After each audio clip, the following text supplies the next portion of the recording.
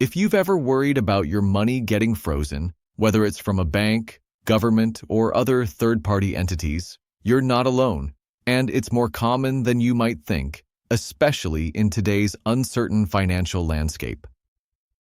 In this video, I'm going to show you exactly how to shield your money from freezes, with strategies that have worked for real people in real situations. But here's the catch. There's one strategy coming up that could save you years of financial headaches, and I'm going to share it in just a minute. Let's jump straight in. The first thing you need to understand is that your money can be frozen for a variety of reasons, from legal judgments to administrative freezes.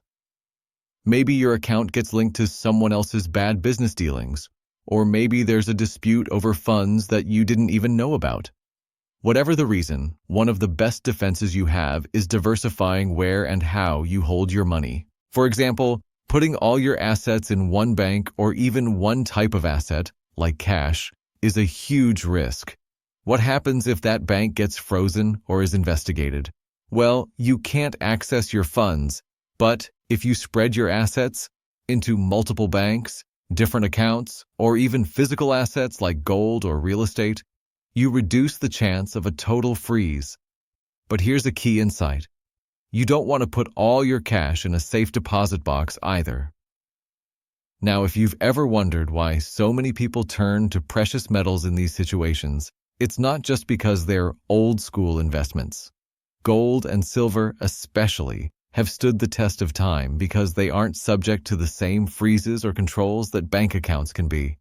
That's why I highly recommend diversifying some of your assets into these stable, physical stores of value. The last thing you want is to have all your money tied up in something that can disappear with a single freeze order. Let's talk about another layer of protection: offshore accounts. Now, before you jump to conclusions, I'm not talking about anything illegal. Offshore accounts, when used correctly, are a legal and effective way to shield your money. But it's not just about opening an account somewhere in the Caribbean. It's about finding the right jurisdiction with strong privacy protections, and that's where a financial consultant who knows the ins and outs of international laws comes in. But this isn't the only method you should rely on.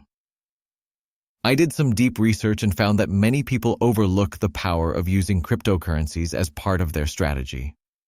Cryptocurrencies, especially decentralized ones like Bitcoin or Ethereum, offer you a form of financial independence because they are not tied to any government or central bank.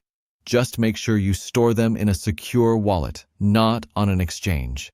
That's a big mistake that many people make, leaving their funds exposed to exchange freezes or hacking. And here's something that many financial advisors won't tell you. There's a psychological aspect to financial security. Knowing you have layers of protection will give you a peace of mind that can help you make more strategic financial decisions. If you're constantly worried about freezes, it's hard to focus on the bigger picture, like investing or building wealth. So the mental aspect of setting up this shield is just as important as the physical actions you take. Now, I mentioned earlier that there's one strategy that could save you a lot of time and headaches. And here it is. Establishing a legal structure, like a trust or an LLC, to hold your assets. These structures can offer major protection from freezes, particularly when the ownership of your assets is technically separated from you.